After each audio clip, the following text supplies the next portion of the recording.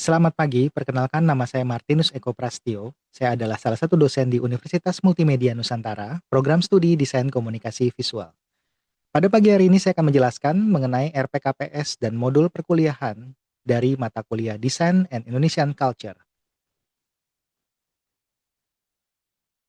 Rencana program dan kegiatan pembelajaran semester RPKPS, mata kuliah Design and Indonesian Culture. Deskripsi mata kuliahnya adalah mata kuliah ini membekali mahasiswa dengan kemampuan untuk mampu menjelaskan setiap perkembangan budaya desain, komunikasi visual Indonesia. Mahasiswa dapat menjelaskan apa saja perjalanan desain komunikasi visual dalam setiap periodisasi waktu. Mahasiswa dibekali untuk bisa menjelaskan tujuan dan karakter dari masing-masing periode, dan mampu menganalisis pengaruh kebudayaan dari dalam dan luar negeri, yang turut mempengaruhi lahirnya setiap periodisasi perkembangan desain komunikasi visual Indonesia. Capaian pembelajaran atau learning outcome-nya adalah level KKNI 6. CPLD, mahasiswa mampu mengeksplorasi konsep desain dengan pemanfaatan ICT. Pada poin B2, capaian pembelajaran mata kuliah CPMK, setelah lulus mata kuliah ini, iptek dan teori dapat digunakan pada profesi desainer grafis pada tingkat madya. Dengan kompetensi CPLD, CPMK 1, mahasiswa mampu mengeksplorasi C4, karakteristik kebudayaan khas Nusantara. Pada poin B3, subcapaian pembelajaran mata kuliah sub CPMK, CPMK 1, sub CPMK 1, mahasiswa mampu menjelaskan C2, konsep desain komunikasi visual terkait budaya Indonesia hingga kontemporer. Lalu, selanjutnya sub CPMK 2, mahasiswa mampu menemukan C3, karakteristik kebudayaan khas Nusantara. Dan sub CPMK 3, mahasiswa mampu menganalisis C4, kaitan budaya khas Nusantara dengan kebudayaan luar. Di mana mata kuliah ini nantinya akan diajarkan pada semester 2 dan status mata kuliahnya bersifat mata kuliah wajib. Bahan kajian materi pembelajaran dengan topik 14 pertemuan yang akan di-sharingkan kepada mahasiswa yang kita akan pelajari bersama-sama. Yang pertama adalah pendahuluan desain grafis sebagai alat komunikasi visual. Lalu pertemuan kedua, kebudayaan Sungai Mesir dan Mesopotamia. Lalu pada pertemuan ketiga, kebudayaan India dan China. Pada pertemuan keempat, kebudayaan Nusantara, saling silang budaya. Lalu pertemuan kelima, jalur perdagangan Nusantara dengan India. Pertemuan 6, jalur rempah di timur, masuknya pedagang Eropa dan profesi ilustrator botani. Pertemuan ketujuh, seni rupa abad 20, era kolonialisme. Pertemuan ke-8, desain grafis Hindia, Belanda zaman kolonial. Lalu pertemuan ke-9, fungsi seni era Perang Dunia Kedua, seni dan aktivisme. Pertemuan ke-10, realisme sosial di Indonesia. Pertemuan ke-11, internasionalisasi desain grafis dunia. Pertemuan 12, era postmodern di Barat dan pengaruh di Indonesia, kelompok Desenta. Pertemuan ke-13, perkembangan desain grafis ke desain komunikasi visual. Dan pertemuan terakhir yaitu adalah pertemuan ke-14, desain kontemporer Indonesia. Evaluasi yang direncanakan adalah mahasiswa wajib hadir tepat waktu, lewat dari batas waktu yang sudah ditentukan, mahasiswa boleh tetap mengikuti perkuliahan, namun tapi tetap dianggap tidak hadir atau bisa dikatakan absen. Jadi diharapkan mahasiswa di setiap pertemuan di setiap minggunya adalah hadir tepat waktu. Yang kedua adalah mahasiswa wajib menghadiri 14 kali pertemuan perkuliahan. Mahasiswa yang berhak mengikuti ujian akhir semester atau UAS adalah mahasiswa yang menghadiri minimal 11 kali dari total 14 kali perkuliahan yang diselenggarakan. Dan tetap harapannya adalah mahasiswa mengikuti perkuliahan secara keseluruhan sebanyak 14 kali pertemuan perkuliahan. Lalu yang selanjutnya adalah nilai akhir ditentukan dengan memperhitungkan komponen sebagai berikut. Untuk ujian tengah semester atau UTS, bobotnya sebesar 30%. Untuk ujian akhir semester atau UAS, bobotnya sebesar 40%. Dan aktivitas, yaitu berupa tugas, kuis, diskusi, presentasi, bobotnya adalah sebesar 30%. Jadi total adalah 100%. Saya akan menjelaskan selanjutnya adalah rencana kegiatan pembelajaran mingguan, di mana terdiri dari 14 pertemuan, minggu pertama hingga minggu ke-14. Minggu pertama yaitu adalah subcapaian pembelajaran CPMK-nya, mahasiswa mampu menjelaskan C2, konsep desain komunikasi visual terkait budaya Indonesia hingga era kontemporer dengan pokok bahasan pendahuluan desain grafis sebagai alat komunikasi visual, dan subpokok bahasan paradigma desain grafis, teknik desain grafis, budaya primitif, budaya massal. Di sini tidak ada bentuk asesmen atau acuan penilaian karena tidak ada tugas. Namun tetap akan ada tugas secara mandiri yang dilakukan secara rutin setiap pertemuannya, yaitu berdiskusi dan mempelajari kembali materi yang sudah diajarkan di setiap minggunya oleh dosen. Lalu minggu kedua, sub CPMK 1, mahasiswa mampu menjelaskan C2, konsep desain komunikasi visual terkait budaya Indonesia hingga era kontemporer dengan pokok bahasan yaitu kebudayaan Sungai Mesir dan Mesopotamia, di mana sub pokok bahasanya adalah budaya barter, tempat pemujaan, dan yang ketiga tradisi menulis, yaitu surat, hukum, dan pengetahuan. Di sini akan ada assessment berupa street art, di mana nanti secara pemaparan adalah tatap muka, dan mahasiswa diminta untuk berdiskusi dan menjelaskan bagaimana perkembangan tulisan dalam kebudayaan Sumeria. Acuan penilaiannya adalah rubrik tugas seni masa kolonialisme. Dengan ketepatan hasil analisis bobot sebesar 50% dan kualitas presentasi yang akan dilakukan oleh mahasiswa masing-masing diskusi dalam setiap diskusi kelompoknya adalah bobotnya 50%. Kita akan lanjut ke minggu ketiga, yaitu sub CPMK 1, mahasiswa mampu menjelaskan C2, konsep desain komunikasi visual terkait budaya Indonesia hingga era kontemporer, dengan pokok bahasan kebudayaan India dan China. Sub pokok bahasan adalah sistem kepercayaan nenek moyang China, sistem kasta di India, dan kaligrafi dan wood block printing. Di sini tidak ada asesmen dan acuan penilaian, hanya saja tetap sama seperti setiap minggunya, tugas mandiri, berdiskusi, dan mempelajari kembali materi. Di minggu keempat, CPMK 1 sub CPMK 1 yaitu adalah mahasiswa mampu menjelaskan C2, konsep desain komunikasi visual terkait budaya Indonesia hingga era kontemporer dengan pokok bahasan kebudayaan Nusantara saling silang budaya. Dan sub pokok bahasanya adalah prasejarah hingga zaman sejarah. Lalu yang kedua, lukisan Gua Nusantara. Dan yang ketiga, Candi Sukuh, Candi Hindu-Buddha. Di sini akan ada asesmen berupa kuis pertama tentang kesenian zaman prasejarah hingga zaman sejarah. Acuan penilaiannya yaitu berdasarkan ketepatan hasil analisis bobot 50%, kualitas presentasi dari masing-masing mahasiswa adalah bobotnya 50%. Aktivitas kelas akan dilakukan di sini secara berdiskusi dan merangkum materi yang sudah diajarkan dari minggu lalu hingga minggu keempat, lalu menjelaskan bagaimana sub pokok bahasan yang sudah dipaparkan beserta contoh-contoh. Lalu tetap sama, tugas mandirinya adalah berdiskusi dan mempelajari kembali materi.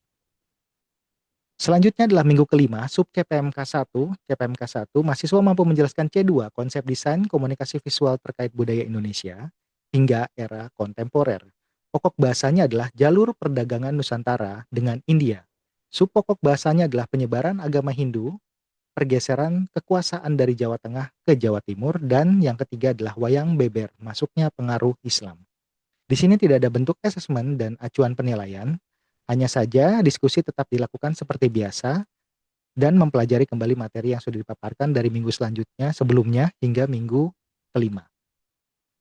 Lalu di minggu ke-6, CPMK 1 sub CPMK 2, mahasiswa mampu menemukan C3, karakteristik kebudayaan khas Nusantara, dengan pokok bahasan jalur rempah di timur, masuknya pedagang Eropa dan profesi ilustrator botani. Dengan sub pokok bahasan yaitu adalah pertama Raden Saleh, yang kedua institusi pendokumentasian Nusantara, dan yang ketiga profesi ilustrasi botani.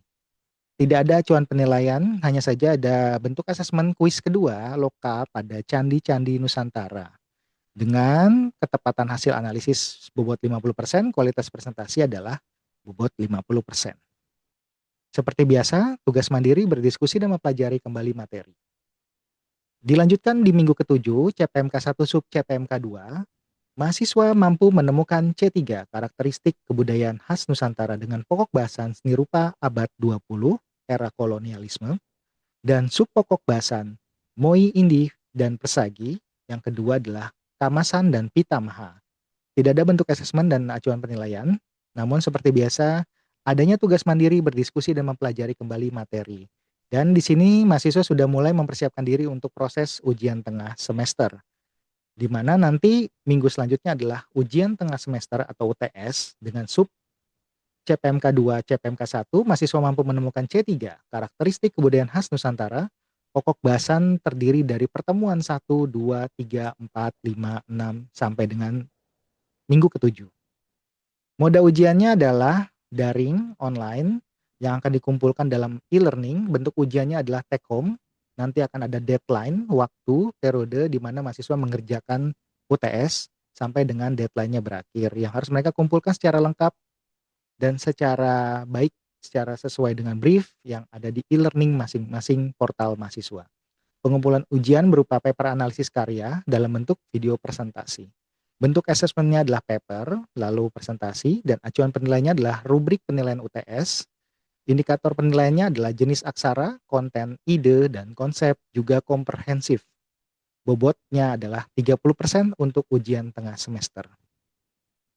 Setelah UTS, akan dilanjutkan minggu 8 hingga minggu 14, di mana minggu ke-8, CPMK 1 sub CPMK 2, mahasiswa mampu menemukan C3, karakteristik kebudayaan khas Nusantara dengan pokok bahasannya adalah desain grafis Hindia Belanda zaman kolonial, sub pokok bahasan, yang pertama Johannes Gutenberg, yang kedua gaya desain Eropa, dan yang ketiga iklan pariwisata Jawa Bali. Di sini tidak ada asesmen dan tidak ada acuan penilaian, hanya saja seperti biasa tetap akan ada tugas mingguan secara mandiri, berdiskusi dan mempelajari kembali materi yang sudah dipelajari di minggu tersebut atau minggu ke-8. Dilanjutkan di minggu ke-9, CPMK 1 sub CPMK 2, mahasiswa mampu menemukan C3 karakteristik kebudayaan khas Nusantara dengan pokok bahasan fungsi seni era Perang Dunia Kedua, seni dan aktivisme, dengan sub pokok bahasan adalah seni satir, mural, dan futurisme. Lalu di sini akan ada album art bentuk asesmennya dan acuan penilaiannya berdasarkan rubrik tugas perkembangan gaya visual. Jadi mahasiswa di sini nanti akan melakukan diskusi terkait gaya visual seni di era Perang Dunia Kedua, di mana nanti mahasiswa akan diminta untuk mengumpulkan dalam bentuk album art. Dan tugas mandiri seperti biasa mingguan, berdiskusi dan mempelajari kembali materi akan tetap dilakukan di akhir perkuliahan di minggu ke-9. Lalu lanjut ke minggu ke-10, sub CPMK 1, sub CPMK 2, mahasiswa mampu menemukan C3 karakteristik kebudayaan khas Nusantara dengan pokok bahasan realisme sosial di Indonesia. Sub pokok bahasanya adalah Orde Lama Lekra dan Orde Baru, Taring Padi, dan sampul majalah Tempo. Lalu yang ketiga, pasca reformasi, Alit Ambara, Ruang Rupa. Di sini tidak ada bentuk asesmen ataupun acuan penilaian, hanya saja tugas mandiri, berdiskusi dan mempelajari kembali materi seperti biasa, setiap minggunya akan tetap ada. Dan ditambah satu lagi adalah tugas terstruktur, yaitu sudah dimulainya tugas struktur yang sudah dilakukan di minggu ke-9, lanjut ke minggu 10, minggu 11, 12, 13, hingga 14. Tugas struktur ini nantinya akan ada hasil final yang akan dikumpulkan oleh mahasiswa dalam bentuk ujian akhir semester, nanti presentasi dan pengumpulan berupa penulisan.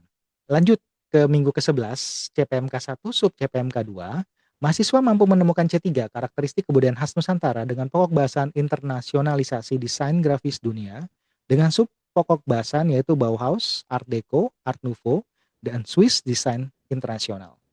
Di sini tidak ada asesmen ataupun acuan penilaian, hanya saja tetap sama tugas mandiri, berdiskusi dan mempelajari kembali materi.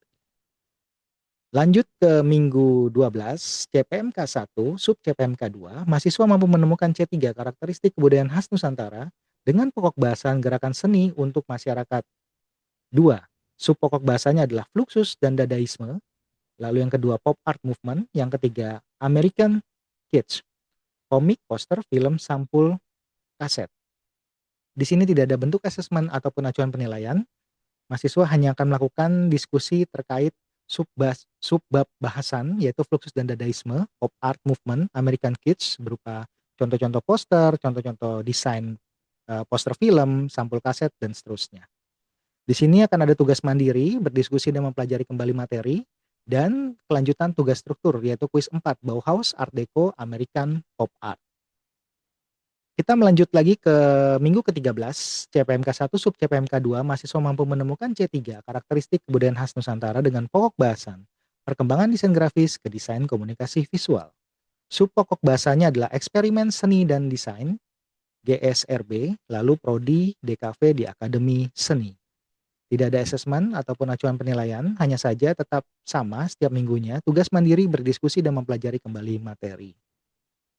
Lanjut di minggu terakhir yaitu 14, CPMK 1 sub CPMK 2, mahasiswa mampu menemukan C3 karakteristik kebudayaan khas Nusantara dengan pokok bahasan terakhir yaitu adalah desain kontemporer Indonesia. Sub pokok bahasanya adalah seniman Indo Art Now.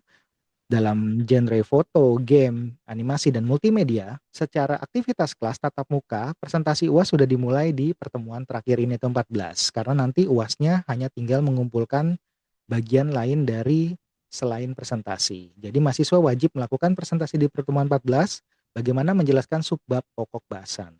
Lalu presentasi ini bersifat kelompok, bagaimana mereka menganalisa gaya dan karakteristik seniman kontemporer yang diberikan dalam 2 poin, yaitu yang pertama adalah desain grafis, desain komunikasi visual Nusantara dengan bobot 20% dan pengaruhnya dengan kebudayaan luar dengan bobot 20%. Jadi ini merupakan bagian dari penilaian ujian akhir semester yang sudah mereka mulai dari minggu sebelumnya hingga minggu 14. Minggu ujian akhir semester atau UAS. Di sini subcapaian pembelajaran mata kuliahnya CPMK 1, subCPMK 3, mahasiswa mampu menganalisis sudah masuk di C4 keragaman budaya khas Nusantara dengan pokok bahasan semua keseluruhan pertemuan dari pertemuan pertama hingga pertemuan 14. Moda ujiannya adalah bersifat daring, online.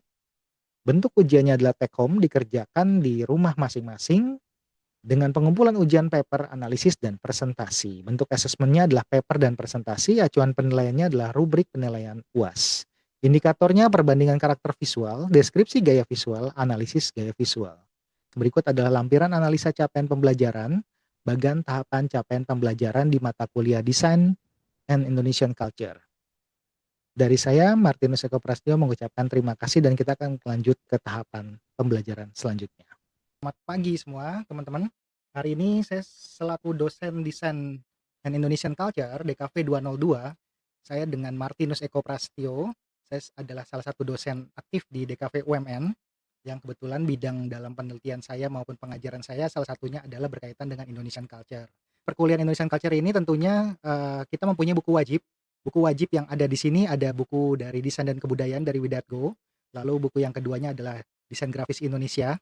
Lalu ada 3 buku tambahan yang sifatnya tidak wajib, tapi mungkin teman-teman bisa mendapatkan di perpustakaan untuk nanti bisa mempelajari tentang Indonesian Culture lebih lanjut.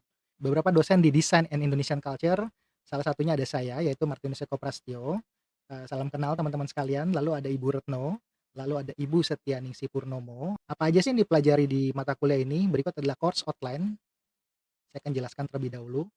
Di pertemuan pertama, tentunya kita akan membahas tentang desain grafis sebagai alat komunikasi visual. Apa sih yang menjadi alasan kalian mempelajari Indonesian Culture dan keterkaitan korelasinya dengan desain grafis sebagai alat komunikasi visual. Lalu di minggu depan, yaitu minggu kedua, adalah kebudayaan Mesir dan Mesopotamia.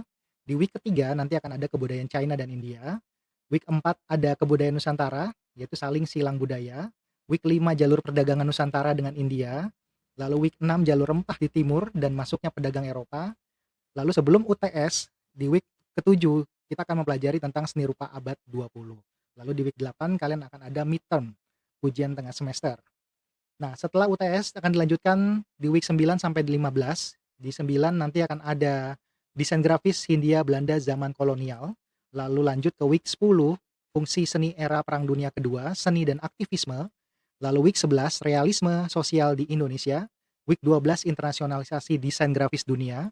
Di 13 kalian akan mempelajari tentang era postmodern dan pengaruhnya di Indonesia. Week 14 perkembangan desain grafis ke desain komunikasi visual, dan week 15 desain kontemporer Indonesia. Lalu di pertemuan terakhir tentunya akan ditutup dengan ujian akhir semester, teman-teman. Jadi kita akan bertemu kurang lebih selama 14 pekan ya, 14 pekan, karena nanti ada 2 pekan yaitu UTS dan UAS. Di DKV tentunya perlu fundamental mata kuliah terkait sejarah dan teori.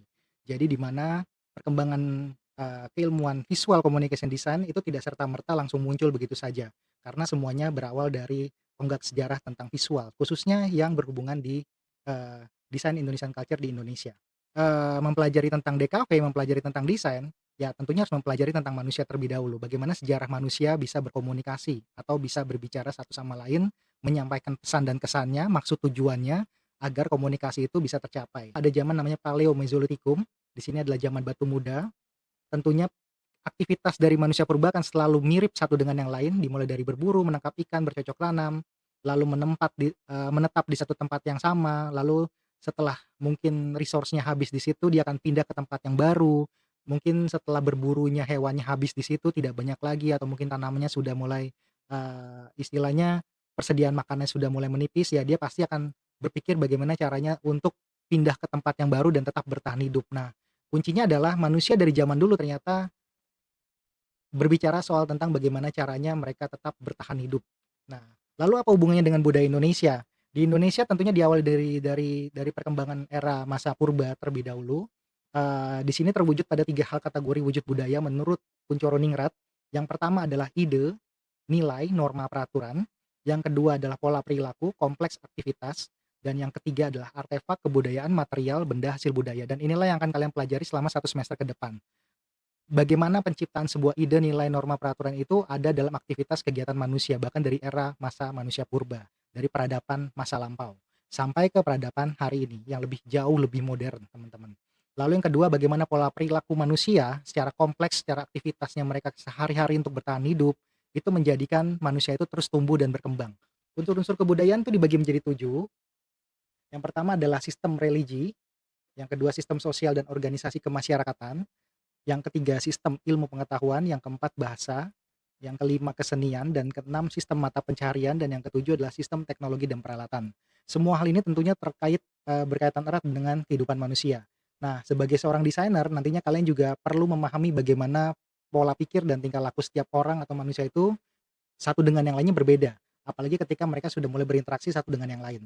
Nah, hal ini pun menjadi hal kewajaran ketika pada era masa purba, masa-masa lampau. Eee, di saat itu juga manusia masih terbatas dalam hal sisi komunikasi, bagaimana cara mereka berkomunikasi karena belum ditemukan adanya bahasa. Nah, di saat itu bahasa pertama yang muncul adalah tentunya adalah visual, seperti contoh yang akan saya share nanti setelah ini ya. Nah ini dia.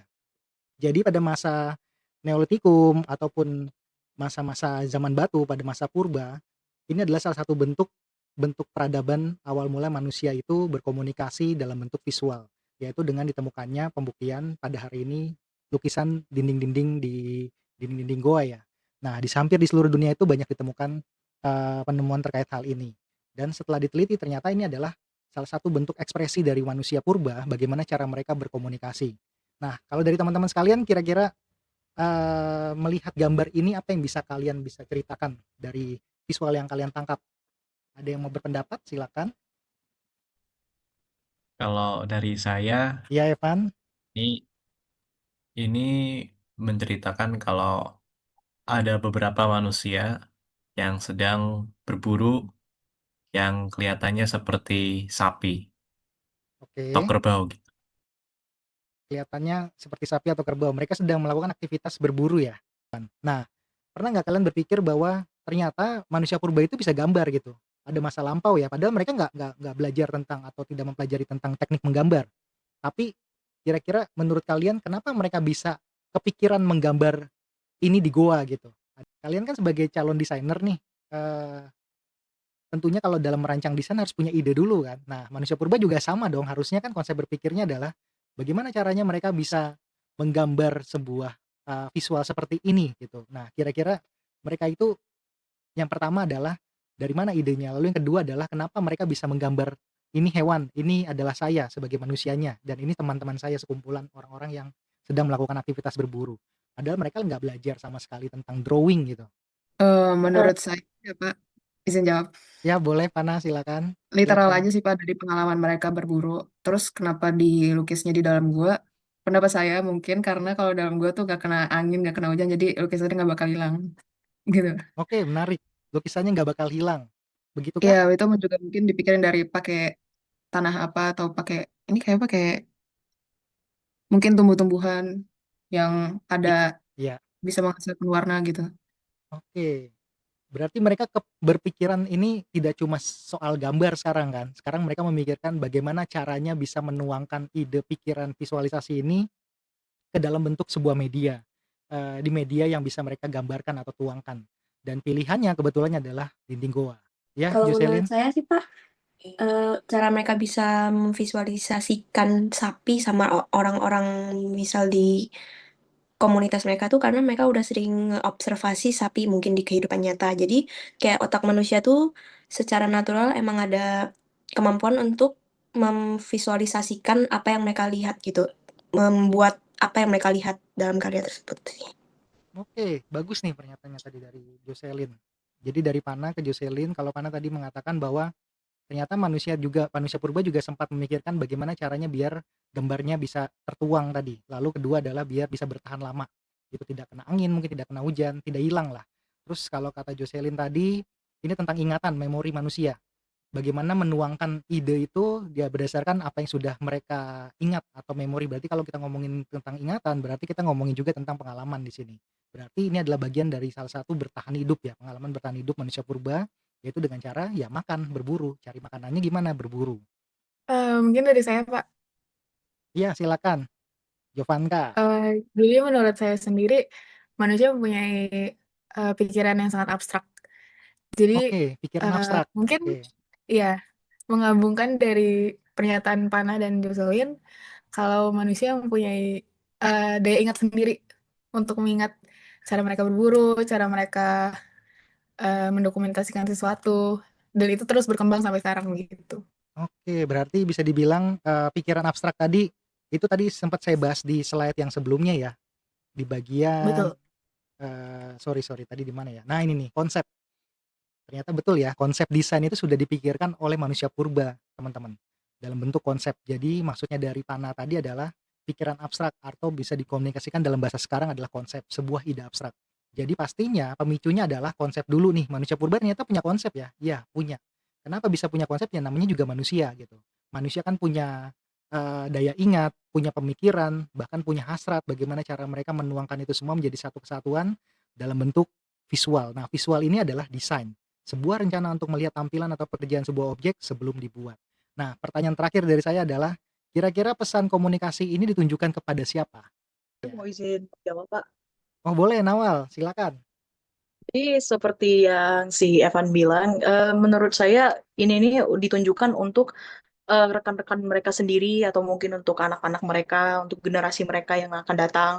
Jadi ini untuk menunjukkan bahwa dari awal itu sejarah ini harus ditunjukkan kepada yang lebih muda. Kalau misalnya, oh dulu waktu itu kita masih menggunakan tombak untuk memburu atau sebagaimana, dan mungkin anak-anak yang generasi baru ini akan juga menggunakan tombak juga atau mungkin membuat hal yang baru lagi, dan sejarah tersebut akan selalu di recycle dan bahkan di history repeats itself. Jadi semuanya itu akan Oke, diulang terus dan akan diperbaiki terus. oke, bagus banget jawabannya Nawal. Oke, thank you Nawal, teman-teman sekalian. Betul betul banget. Jadi, eee ada kemungkinan besar mereka menggambar ini atau memvisualisasikan komunikasi visual ini tujuannya adalah ditunjukkan kepada anak-anak mereka. Nah, itu kalau saya setuju banget. Atau mungkin generasi selanjutnya. Karena konsep dari manusia purba adalah bertahan hidup.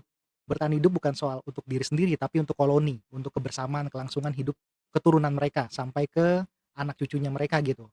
Nah, begitu juga kita sebagai desainer, kalian nanti sebagai calon desainer, ya tentunya juga harus memikirkan hal tersebut. Nah, itulah pentingnya bagaimana konsep Indonesian culture, desain and Indonesian culture itu kita bawa atau kalian bawa nantinya untuk kedepannya berpikir secara teoritis maupun secara desain konseptual, dan bagaimana caranya berpikir membuat karya yang long last, salah satunya seperti itu. Oke, terima kasih ya teman-teman ya. Dari satu visual kita bisa mendiskusikan ini cukup lama dan terima kasih banget ternyata jawabannya bagus-bagus banget.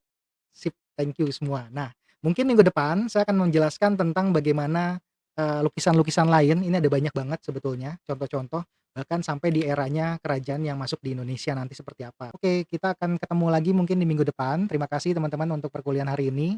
Oke, mungkin tugasnya saya akan kasih ke kalian nanti ada di e-learning ya, silakan kalian mencari beberapa contoh lukisan dinding goa yang ada di Indonesia. Saya minta minimal 3 gitu, nanti kalian cari contoh-contoh lukisan dinding goa yang ada di Indonesia yang sudah pernah ditemukan sebelumnya, minimal 3 terserah mau dari daerah manapun, mau dari di Sulawesi misalnya atau di Pulau Jawa, dimanapun. Lalu kalian coba melakukan riset secara internet aja dulu. Jadi kalian cari tahu kira-kira mereka membahas apa sih di situ secara visualnya, kalian bisa bahas juga secara deskriptif menurut pandangan sudut pandang kalian. Jadi visual apa sih yang ada muncul di situ, nanti kalian deskripsikan dalam bentuk kata-kata setidaknya 150 sampai 250 kata. Nanti ketentuan briefnya ada di e-learning ya, teman-teman. Oke, terima kasih. Saya akan